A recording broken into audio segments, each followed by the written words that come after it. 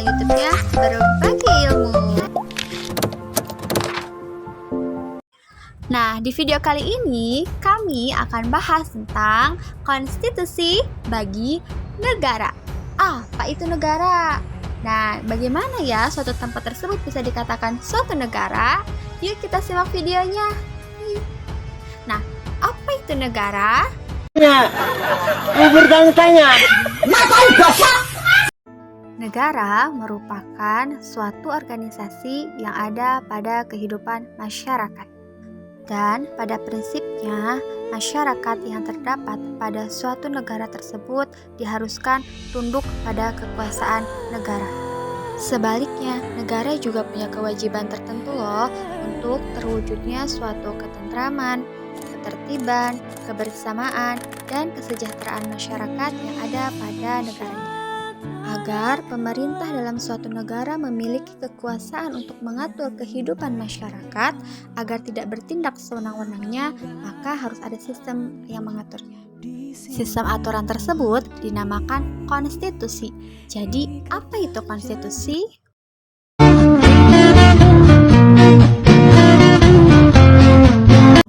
Konstitusi berasal dari bahasa Prancis, constituer, yang berarti membentuk.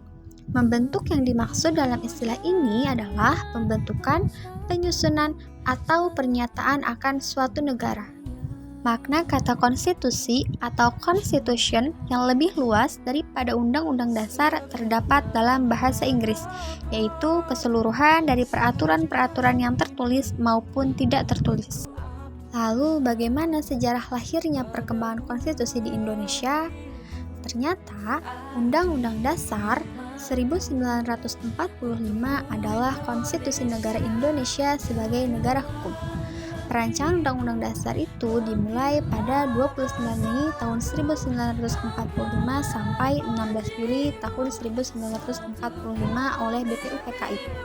Dalam perjalanan sejarah, konstitusi negara Indonesia telah mengalami beberapa perkembangan dan perubahan nama dan juga substansi materi di dalamnya.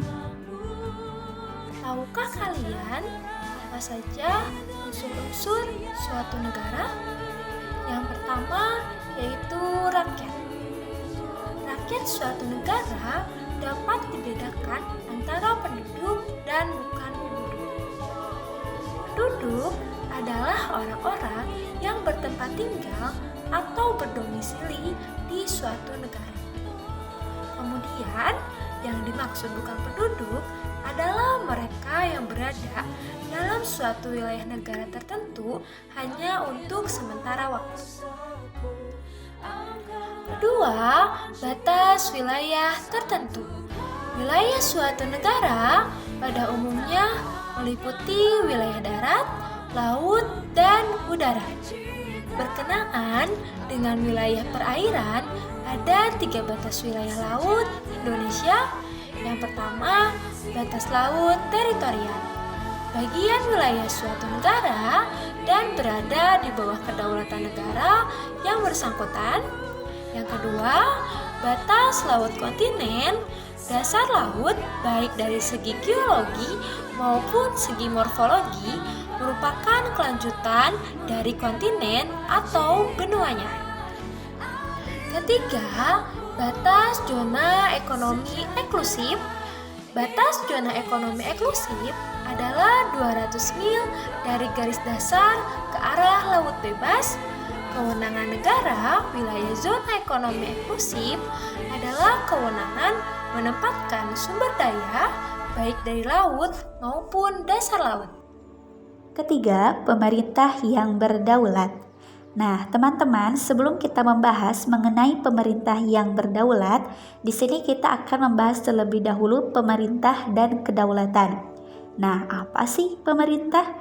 Pemerintah adalah seorang atau beberapa orang yang memerintah menurut hukum. Sedangkan kedaulatan adalah kekuasaan tertinggi. Pak itu bangunkan yang tidur itu. Maka dari itu, pemerintah yang berdaulat adalah pemerintah yang mempunyai kekuasaan tertinggi, di mana kekuasaan tersebut tidak berada di bawah kekuasaan lainnya. Keempat, pengakuan dari negara lain. Pengakuan negara yang satu terhadap negara lain memungkinkan hubungan antara negara-negara itu. Hubungan tersebut bisa berupa hubungan diplomatik, hubungan dagang, kebudayaan, dan lain-lain. Pengakuan bukanlah faktor yang menentukan ada tidaknya negara. Pengakuan hanyalah menerangkan bahwa negara yang telah ada itu diakui oleh negara yang mengakui. Pengakuan tersebut bersifat deklaratif, bukan konstitutif. Jadi, dapat kita simpulkan bahwasannya konstitusi adalah suatu peraturan tertinggi yang terdapat pada suatu negara yang dimana konstitusi yang ada di negara Indonesia berpedoman pada Undang-Undang Dasar, di mana undang-undang tersebut merupakan peraturan tertinggi yang ada di Indonesia. sekian dari kami. Jangan lupa like, comment, and subscribe.